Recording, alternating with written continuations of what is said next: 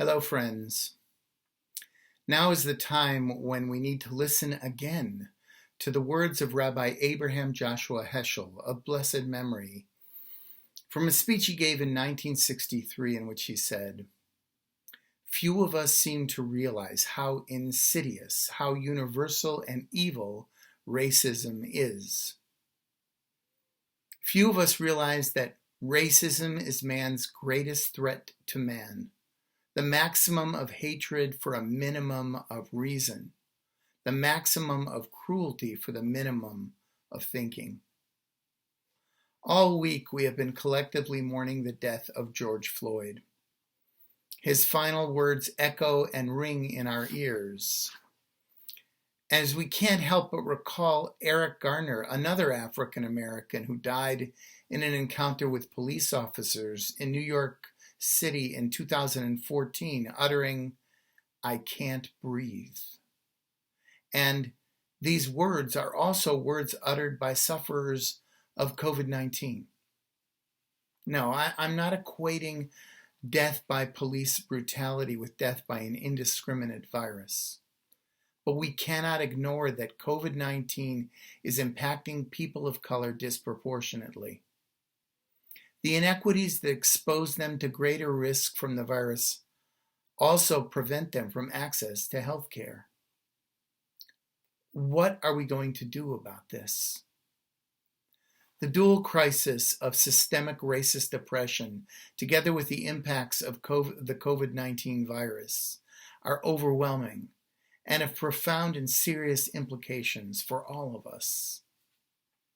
The hijacking of public protests by extremists, whether on the right or on the left, or mere opportunist thugs, well, this has created a chaos and given some leaders permission to ignore the root causes of the protest. There is a part of so many of us that would like to join the protests, to stand together with those who can no longer be silent in the face of such destructive institutional racism. And yet, is this the time to join public mass gatherings when we know that the public health danger of such gatherings? In thoughtful consideration, our own congregational leadership has decided not to reopen our synagogue home and risk making members of our community seriously ill. I know that as someone of my age and with adult onset diabetes, I am in a high-risk category. I would be a fool to join such protest gatherings, and yet do I or any of us dare to remain silent? Our Jewish history has taught us the enormous price of silence in the face of such institutional hatred and oppression. So we begin with actions that we hope will be heard and noticed by the Black community and all people of color, both who are so badly hurting at this moment, as well as giving a message to the white nationalists who support this oppression. The Jewish Community Relations Council, the JCRC of San Francisco, the Peninsula, Marin, Alameda, and our own Contra Costa County, and the Jewish Community Federation issued a joint statement strongly condemning the murder of George Floyd, the most recent in a string of similar incidents against people of color requiring redress. The statement further says, "We mourn the loss of George Floyd's life and extend our support to his family and friends. We call for peaceful protests to honor him and to support the voices in the Black community." The events of the last few days have shown a spotlight on widespread racist violence that denigrates us all, and we cannot continue with business as usual. The statement goes on to say that we stand in solidarity with the Black community and our right to protest and acknowledge the long-standing structural injustices that plague too much of our society, including our criminal justice system.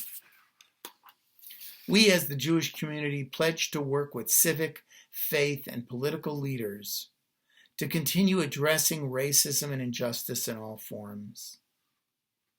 Our historic communal experiences with forms of systemic oppression leveled against us as anti-Semitism require us to stand up against racism and bigotry in all forms. Many in our community also benefit from white privilege and must use it to make change. For this reason, our Jewish journey towards inclusion must lift up the voices of the numerous Jews of color who have been marginalized within the Jewish community and by the broader society.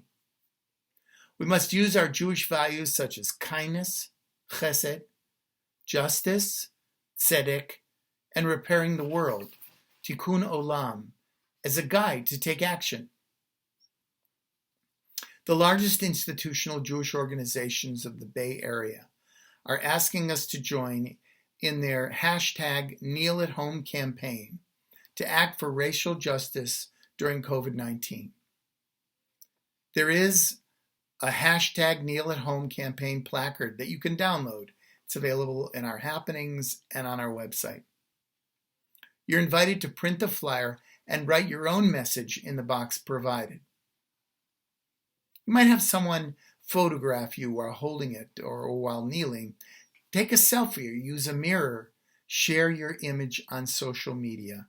Share this with others in our larger Jewish community and encourage their participation. Now, in addition, our interfaith coalition in our area, I serve, the Interfaith of the San Ramon Valley, is joining in a call to witness, declaring our solidarity with those who suffer the effects of systemic racism and implicit bias, especially African Americans.